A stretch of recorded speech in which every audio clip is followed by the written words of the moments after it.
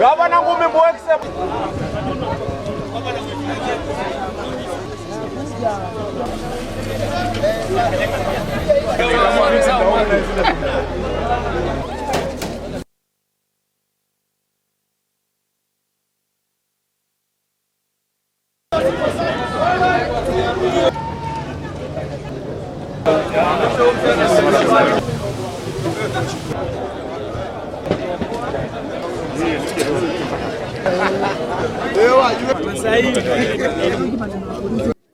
As you've seen, we had torrential rains last night in most of Nairobi, and these rains have caused a lot of damage. It was really heavy. It flooded many places. We've lost lives.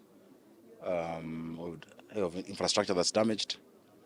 We've seen what happened also on the expressway and different installations. I want to thank the people of Nairobi for being calm and for the rescue efforts that are ongoing.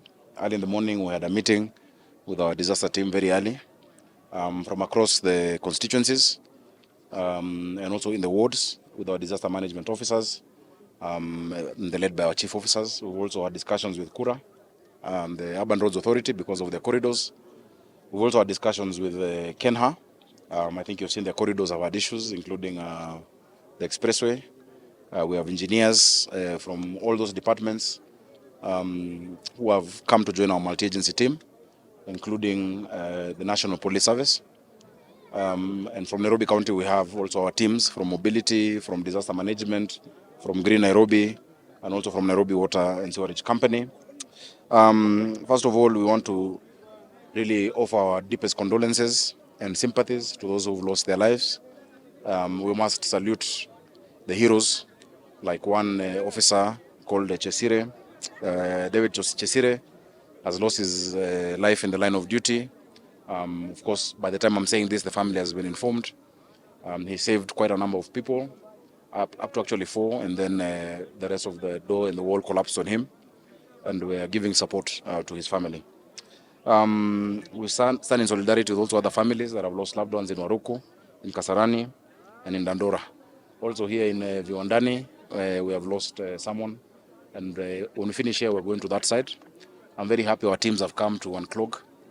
We normally do this daily, but I think just the heavy downpour overwhelmed the capacity of our infrastructure.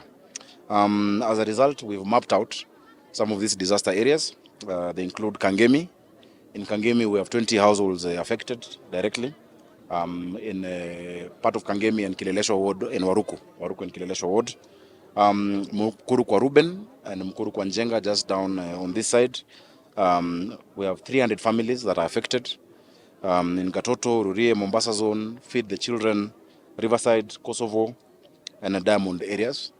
And of course, we are appealing for greater support to help them. We have gotten emergency supplies that we'll be distributing of foodstuffs, of blankets, of mattresses. We'll be housing these people temporarily as we move along in the different areas. In Kware Ward, which is also in Embakasi South, we have a number of families affected, approximately 300 or so families. Kamkunji, we have a big issue in Biafra, Kinyago, and parts of Kiambio, and Kamkunji constituency, around 150 families.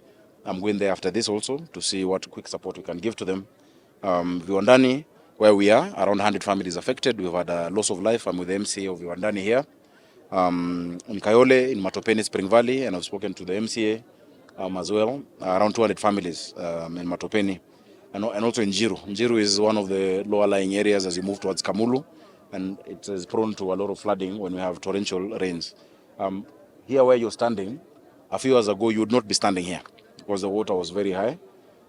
Fortunately, in as much as it takes time, the daily unclogging by our Green Army makes it that even as it settles, the water eventually dissipates. What is sad is the loss that happens as that goes on. A number of roads were affected, disrupted traffic flow and human movement.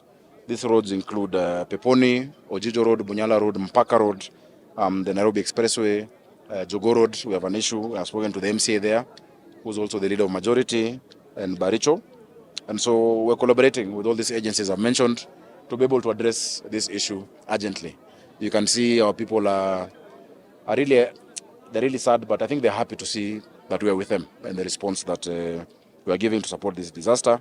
We're working with the Red Cross. We have the county team of Red Cross who we have been partnering with over time. They're also helping us with the expertise and resources. And we have our command center, both at Red Cross and at the county government at City Hall. The command center is coordinating all disaster management efforts across the city of Nairobi. And we shall give a hotline number if there's any issue that anyone sees, anyone wants to respond to an emergency, please call 1508. That is our disaster response number, fully manned 24 hours. Please let's have only serious calls on 1508. That does not clog the lines with pranks. Of course, we have mobilized water bowsers that will deploy to affected areas to provide clean drinking water. Our public health officers and the community health promoters have also been mobilized to intensify in these hotspots, because sometimes then you get waterborne diseases, and also to offer psychosocial support to those who are affected. The children, like you've seen a young girl there who was carrying a book that she's found. The people who have lost a lot of things. We are deploying, yes, Deputy Governor is here as well. We're deploying 170 out of the 2,500 Green Army. In these certain hotspots, we're deploying 170, batches of 170, to just focus and to do rapid response on those specific areas that are affected. And they're forming rapid response units across the city. This will complement the normal daily work that you see our young people doing every day. Of course, we've deployed technical staff, we have equipment. I'm very happy that last weekend on Saturday, on Friday, I was able to release around 30 additional backhoes, trucks, excavators and wheel loaders from our central garage and industrial area. They'll complement what we have. I'm sure you saw that I had posted it. And of course, we're collaborating with even well-wishers, or Kenyans who want to support these people. We want to urge Nairobians. And in fact, now we just need to stop urging, because we've urged for a long time. There are people who have been on the riparians. Ngong River here has burst its banks. We've been telling people, you need to move. Now what we need to do, and this is our disaster chief officer, let's move those people. We have no choice, because the weather forecast shows us that the rains are going to continue for a few days, and it happens at night. So it is no longer time to discuss. Those on riparians, those on the way.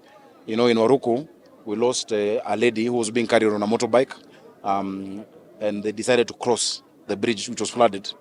And while the rider was able to be rescued and is in hospital, the lady was swept away and she lost her life. So please, let's take the advice by our disaster management officers, by our sub-county administrators, by the staff of the county government seriously. This advice is to help save our lives. I want to tell the people of Nairobi we are with them. We shall overcome this. And in a few days, we'll be back to normal. And even as we go on, we continue expanding our drainage capacity to be able to handle the events that happen when we have such heavy rainfall. And so I think I can take a few questions before we move on to other places, so that we can make sure they get the necessary support.